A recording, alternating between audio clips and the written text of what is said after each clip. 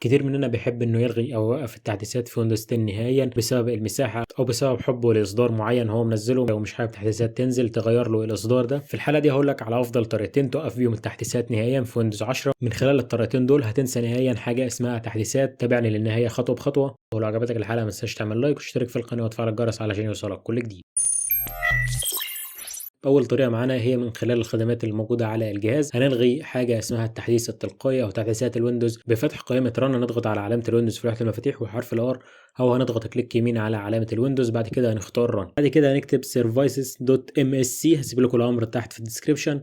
بعد كده هنضغط انتر. هتفتح معانا القائمة دي. هنضغط على حرف الدبليو أو هننزل لتحت وندور على ويندوز ابديت. بعد كده هنضغط عليها كليك يمين. بعد كده هنختار بروبرتيز. بعد كده عند ستارت اب تايب هنا هنختار ديسيبلد. بعد كده هنضغط على ابلاي. بعد كده اوكي. بعد كده هنطلع من الصفحه دي نهائيا. زي ما انتم شايفين قبل ما نطلع مكتوب ديسيبلد، مكتوب اننا كده عطلنا التحديثات التلقائيه او تحديثات الويندوز عامه. بعد كده في الطريقه الثانيه برضو من خلال رن بس باستخدام امر مختلف، هو خارج اديت. هسيب لكم الامر تحت في الديسكريبشن. بعد ما نكتب الامر نضغط على اوكي.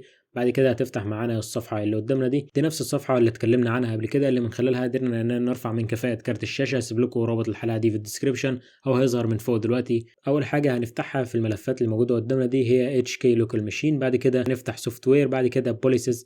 بعد كده نضغط على مايكروسوفت. بعد كده كليك يمين على ويندوز وهنختار نيو كي. بعد كده هنسمي لنيو كي ويندوز ابديت. بعد كده نضغط كليك يمين على الملف اللي احنا عملناه اللي باسم ويندوز ابديت وهنختار نيو كي برضو، بس المرة دي هنسميه AU. وبعد كده هنضغط على اي حتة فاضية في الصفحة دي كليك يمين. بعد كده نختار دي وورد 32 بت. بعد كده هنكتب هنا نو اوتو ابديت.